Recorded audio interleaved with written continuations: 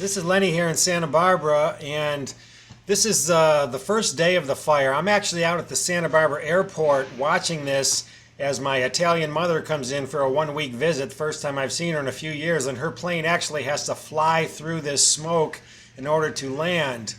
One of the things that's very dangerous that you'll see, normally smoke would be going straight up, but in this case, we have these sundowner winds here in Santa Barbara where the winds, instead of going from the ocean up the mountain, which they normally do, they switch and start from the mountain and come down. And what's so dangerous is they pull the fire all the way down towards the town. Now keep in mind, Santa Barbara is 10 miles long and really about 3 miles wide from the ocean to the mountain. So you've got a little narrow strip of land. And when this sundowners come in, they're going to pull that fire. They want to pull it right down to the town and right down to the population. And this is only day one of this fire, so you can see it's just getting started. And yet, look at the smoke and look how it's going parallel out towards the ocean instead of going straight up, which is amazingly dangerous for the town itself. We've had 3 fires just in the last year here, so I mean, there is a history of fires in Santa Barbara.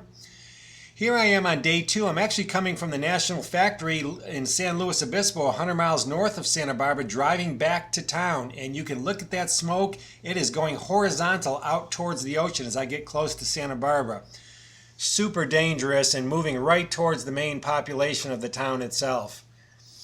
I'm getting closer and closer. Again, this is day 2. And keep in mind, Santa Barbara, these mountains are a series of canyons and ravines going across the face of these mountains.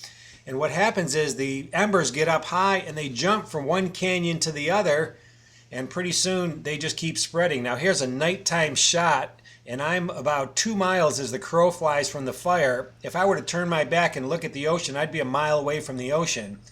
And keep in mind, in the Painted Cave fire back in 1993, where I am sitting right now, the fire got within about a few hundred yards of where I am right now, and it started up on the mountain just like this did.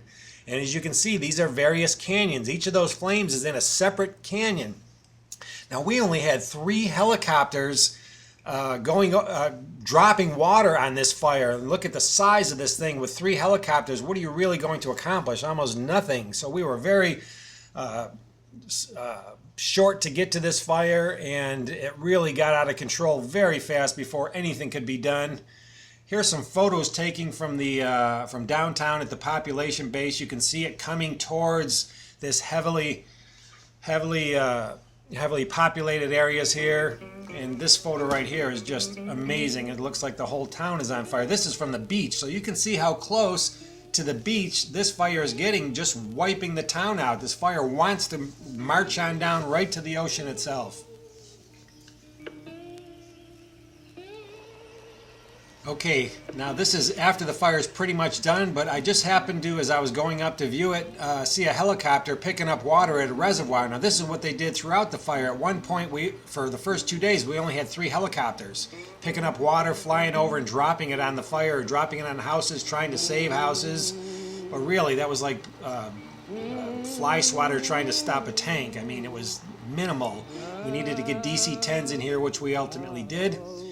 And again, here's some of the aftermath. You can see just giant ravines. That fire just burned right down through the canyon and jumped from canyon to canyon. And at one point, if you look at the film earlier of the nighttime shot, that fire was 5 miles wide on the face of that mountain and just working its way down at the mercy of the winds. Those winds, again, in the morning, they start going up the hill, working their way up the hill, and then they turn around at some point and just work their way right back down with these sundowner winds. You can see whole hillsides just wiped out. And here's a house. I mean, this is amazing. Look at the tree that burned and fell, giant tree from the winds, 60-mile-an-hour winds and 100-mile-an-hour temperatures, or 100-degree temperatures for 3 days straight. And sustained winds at 60 miles an hour pushing that fire. Here's a house that burned. This is actually the outbuilding of the house. There's the main house, a beautiful view house looking down at the city of Santa Barbara with an ocean view. This is off to the left of the same house here, looking down the the valley. You see how deep these valleys are, though. They go up high on each side, and that fire creates its own little weather pattern within each canyon there. And the temperatures and winds can do whatever they want to do, totally different than what the general weather would be maybe down in town here. Again, sad scene, firefighters looking down. The fire actually got to the top of the mountain. It worked its way both down and up at the same time and reached the top of the mountain at one point. And again, just seeing some amazing, I mean, this is sad. Here's a fire hose that's, or a garden hose that someone was using that melted. There's an RV burned down to the frame. See what an RV is like in a fire. Here's a little Buddha stone that actually obviously survived. Here's some metal that actually melted, dripped and became liquid and then re-solidified. Again, looking up the mountain here, looking down the ravine, you see the city down below and how close that got to just wiping the city out or portions of the city. There were big, thick neighborhoods, and you see how heavily wooded Santa Barbara is, and heavily, well, here's a house. This guy was lucky. I mean, why does this guy survive? Very lucky. His fence burned, the fire was right above him, and right across the street, his neighbor burnt down to the ground.